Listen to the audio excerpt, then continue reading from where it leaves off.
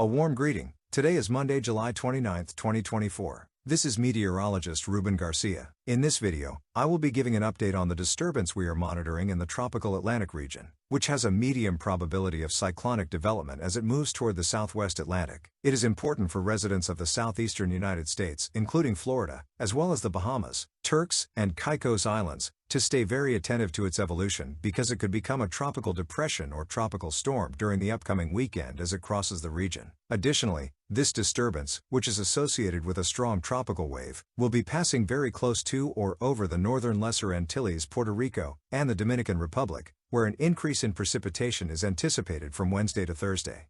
At the end of the video, we will talk about the expected rainfall accumulations across these sectors. If we zoom in on the visible satellite image, we can see some areas of rotation in the tropical Atlantic, which for now remain disorganized with little or no convective activity. We can also see the axis of the wave, which is not generating thunderstorms due to the dry and stable air that continues to dominate the conditions in this area. However, these two areas will be interacting over the next few days, and as it approaches the northeast Caribbean, it will be moving through a region where sea surface temperatures are quite warm, and there is higher moisture content in the atmosphere, which could help this disturbance generate thunderstorms and begin a gradual cyclonic organization process. The National Hurricane Center at 2 p.m. maintains a 50% probability that a tropical depression will develop over the next 5 days in the southwestern Atlantic zone, specifically near the Bahamas area. There is still uncertainty about whether it will take a trajectory east of the Florida Peninsula or if it will maintain a more westerly path. For Puerto Rico and the Dominican Republic, the probabilities of it arriving as a tropical depression continue to decrease today, and it is projected that it will not be until Friday, when it is located north of the Dominican Republic and Haiti, where a tropical depression could develop.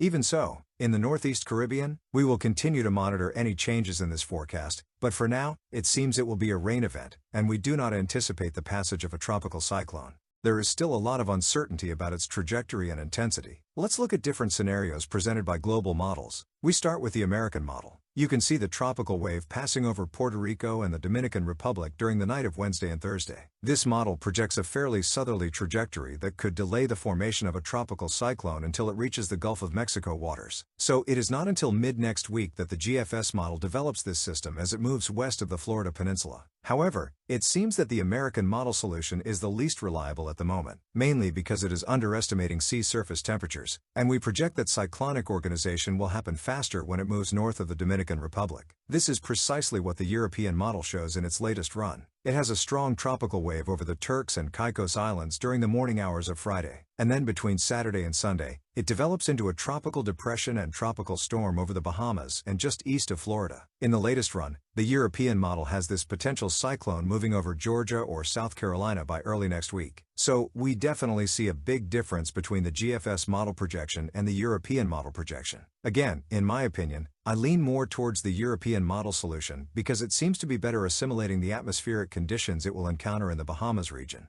Additionally, we have the German model projection, which generally averages between the American and European model solutions. In this case, the German model has a tropical depression or tropical storm approaching southern Florida during the upcoming weekend, which is why residents of Florida should continue to monitor the evolution of this tropical wave. We also have the UK model, which coincides with the European model in developing a tropical storm in the northern Bahamas, with a trajectory parallel to the east coast of Florida, eventually approaching Georgia, North Carolina, or South Carolina by early next week. Also, if we look at the ensemble member projections of the GFS model, unlike the operational model, some members have the development of a tropical depression or tropical storm just east of Florida, coinciding with the European and UK model projections. However, some members still have development towards the west of Florida. Moreover, it is important to mention that the GFS ensemble member projections have been trending towards the European model solution. In fact, the European model ensemble members consistently forecast the development of a tropical depression over the southern Bahamas and favor a trajectory towards the northwest, potentially threatening Georgia, South Carolina, and North Carolina in the long term. Under this scenario, it could pass well east of Florida. So, although this is a long-term forecast, I lean towards thinking it will maintain a trajectory just east of Florida, but definitely this is subject to change, and it is important for Florida residents to stay alert to this development.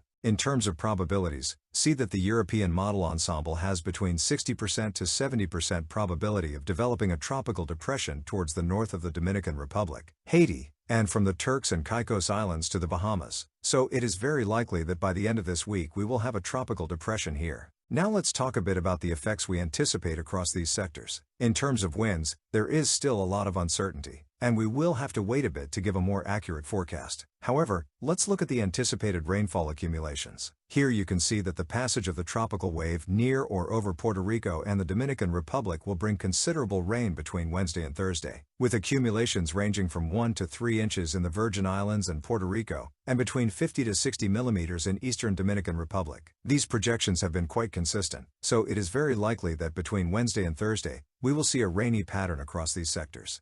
In the medium term, the European model is projecting substantial rainfall for parts of central and northern Bahamas, with between 150 to 200 millimeters of accumulated rain, especially during the weekend and early next week. But of course, this will depend on whether it takes a trajectory like the European model indicates, where between 6 to 8 inches of rain can fall in the northern Bahamas. However, under the other less probable scenario of a more westerly trajectory, maximum rain accumulations could fall over the Florida Peninsula, with between 2 to 6 inches of rain. Again, this will depend on how this development occurs and what the trajectory will be. A trajectory over the Bahamas and just east of Florida would leave little rain over Florida, while a more westerly trajectory reaching the Gulf of Mexico waters could lead to a more significant rain event during early and mid-next week.